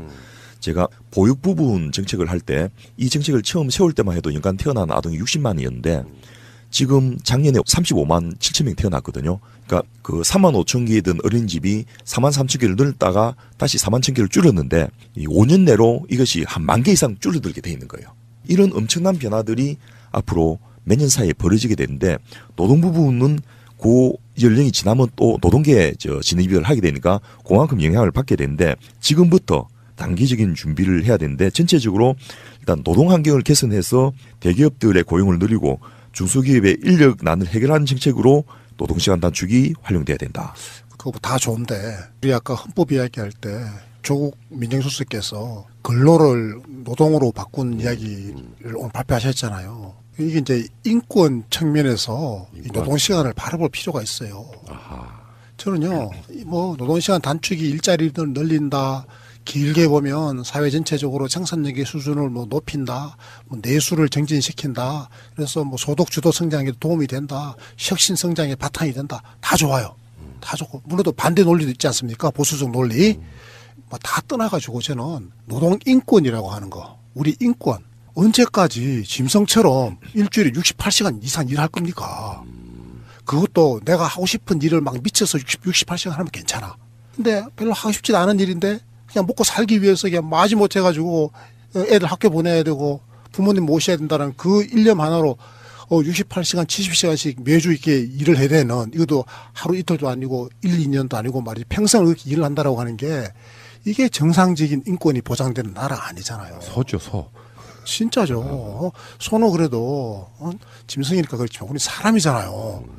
근데 사람으로서 저는 그 인권 차원에서 이제는 이 노동시간 단축을 바라보면 저는 여기에 대해서 보수 진영은 더 이상 우리 국민들에게 반인권적인 이제 이야기를 하는 걸로 그렇게 되기 때문에 우리가 인권 차원에서 이거 바라볼 필요가 있다 이런 생각이 듭니다. 맞습니다. 그 외에도 노동시간 단축이 진짜 경제의 긍정적인 역할로 연결되게 하기 위한 후속 조치들이 이제 다양하게 진행돼야 되는데 물론 문재인 정부에서 잘 할 거라고 예상되지만은 앞서 말씀드린 대로 일단 고용 여력이 있는 대기업들이 고용을 늘리도록 강제한다든지 근로자들의 생산성을 높이는 방향으로 이것이 작동하도록 지원을 한다든지 요소 투입형 경제에서 그 지식 기반형 경제로 전환할 수 있는 계기가 되도록 활용을 한다든지 또 내수 진작과 소비 활성화에 그 연결되도록 그 이것을 연동을 시킨다든지 이런 그 후속 조치들이 된다면 이거는 그야말로 중요한 대한민국의 어떤 시스템을 바꾸는 이 고령화와 저출산 시대에 맞는 형태로 대한민국 경제를 바꾸는 그런 큰 역할을 할 거라고 저는 생각을 합니다. 그런데 한 가지 우리가 우려할 수 있는 부분은 단기적으로는 노동시간 단축의 충격이 왜 없겠어요. 그렇죠. 하지만 우리가 길게 봐야 되지 않겠어요? 길게 보면 우리가 OECD 평균보다 300시간 연간 일을 더 많이 하고 있고 독일보다는 연간 700시간을 일을 많이 해요. 이게 진짜 소도 아니고 말이죠. 그런데 OECD 국가들이 망했습니까? 독일이 망했습니까? 우리보다 700시간 연간 일 적게 하는 독일이 거뜬하게 세계 경제에 아주 선두에 서 있잖아요. 그러니까 길게 보면 가야 될 길이고, 그리고 우리가 준비를 단단하게 하면 얼마든지 해낼 수 있다. 이런 측면에서 우리가 노동시간 단축은 그렇게 밀고 나가야 될 정책입니다. 그 철학적 질문 하나 드리면서 끝내볼게요. 방송 들으시는 당신은 왜 사세요? 한번 물어보고 싶어요. 왜 사는지. 그게 돈인지 뭔지. 전액이 있는 삶. 자,